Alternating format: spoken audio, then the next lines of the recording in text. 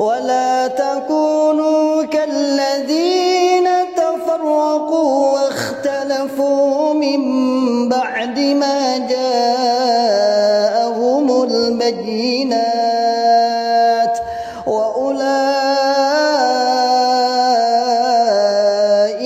لهم عذاب عظيم.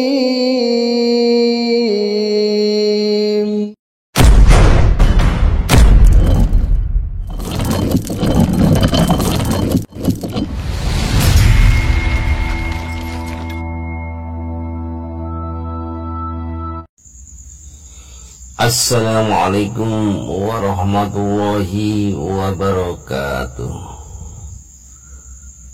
Jadi para sedulur jamaah, sejarah atau terjadinya kitab pedoman ibadah itu kalau kita amati ya, itu pertama ada panggilan dari MUI, dari pihak DPP kepada DPP yang hadir pada saat itu sebagaimana terlampir. Di balik kemudian terjadi tindak lanjut, yaitu PLDI harus berparadigma baru. Maka MUI membuat satu paradigma baru LDI yang narasumbernya, narapidananya itu Abdul Mas'ud, ponakan dari saudara Edi Suparto, dan itu sekarang sudah jadi pedoman, sudah menjadi buku paradigma baru. Selanjutnya tindak lanjut berikutnya, LDI itu takfiri, kan begitu, takfiri. Maka supaya tidak takfiri, dia buatlah buku kitab namanya Pedoman Ibadah untuk mengcounter LDI ini, mengcounter MUI. Isi Pedoman Ibadah itu ya disama-samain akidahnya antara LDI dengan Muhammadiyah dengan NU. Nah, ini terekam dari pernyataan saudara Haryono Mubalik Pakubumi yang sudah isdet, sudah dub gitu. Nah, dia mengatakan bahwa tahun 2025 itu jamaah itu sama dengan NU Muhammadiyah. Untuk mengejar proses 2025 itu, maka 2024 ini DPP membuat suatu buku namanya buku Pedoman Ibadah, terdiri dari 3 jilid yang bisa dilihat di gambarnya itu, yang naruhnya sembarangan itu. Katanya isinya Quran hadis tapi naruhnya sembarangan itu. Di dalam kitab itu isinya yaitu wujud kita bakok mukola patulil khawatisi. Jadi kita disamakan dengan Asy'ariyah. Siapa Asy'ariyah itu, ya cari aja sendiri. Itu adalah kalangan ulama. Jadi perbedaan mendasarnya itu sudah berubah. Kalau jamaah itu pedomannya Quran hadis jamaah. Kalau mereka Quran hadis berdasarkan ulama. Kalau kita Quran hadis jamaah yang bermangkul berisnad mutasil teori praktek. Nah, ini kalau dijelaskan juga panjang, berhari-hari bahkan. Kemudian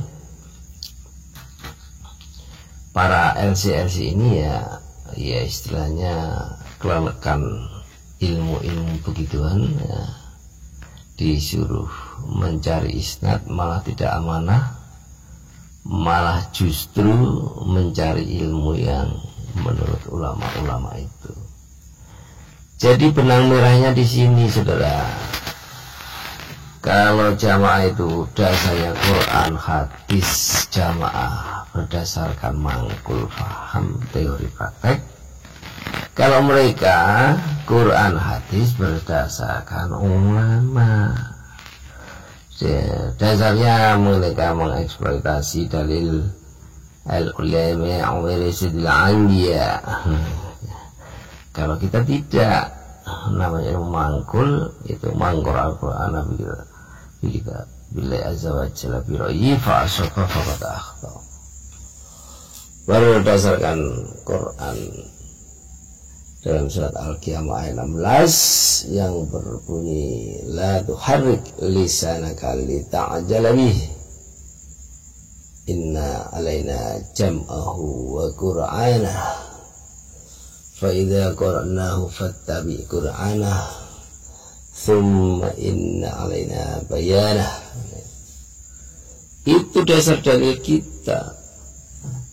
Lah kok melak ulama, itulah menyeberangnya para LC itu, LC itu berdasarkan ulama itu. Mereka membuat pernyataan, statement seperti katanya Ibnu Taimiyah mengatakan untuk berfatwa seorang itu harus hafal Quran, harus hafal ribuan hadis. Nah itu tidak usah mangkul, wajib aja itu. Nah, sehingga dia boleh membuat statement kalau sudah mempunyai hafid Quran dan ribuan hadis. Kalau tidak, kita berdasarkan Quran, hadis, Allah Rasul. Rasul mengatakan balighu anni walau ayah, sampaikanlah dariku walaupun satu ayat. Sudah selesai. Ani dia yang mangkul tadi di berisnad mutasil, teori praktek. Mangkul kita di Indonesia ini ya Bapak Haji Nur Hasan Al-Ubaidalubis Al-Musawwa Hakko. Dia adalah satu-satunya yang punya ilmu mangkul di Indonesia. Apakah jamaah tidak ada di sini? Ada. Dulu zaman Sekar Maji, Kartosuwiryo juga berusaha mendirikan jamaah. Terus Kahar Muzakar juga mendirikan jamaah. Ya, itu Sekar Maji, Kartosuwiryo itu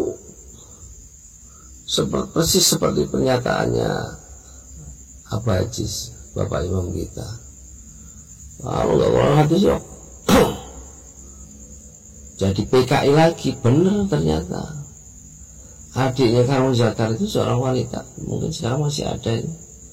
Dia itu seorang fahamnya faham komunis ya. Komunis ateis itu belum tentu ateis, tapi komunis ateis ya.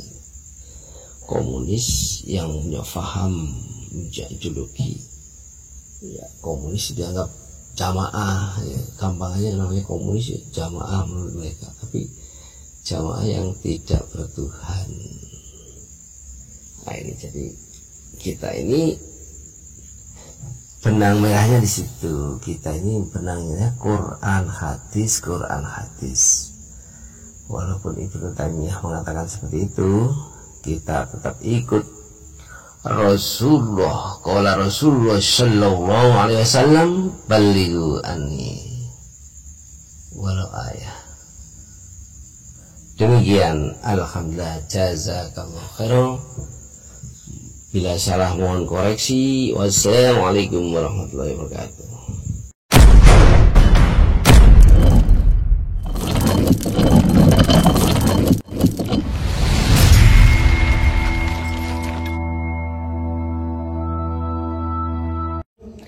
ولا تكونوا كالذين تفرقوا واختلفوا من بعد ما جاءهم البينات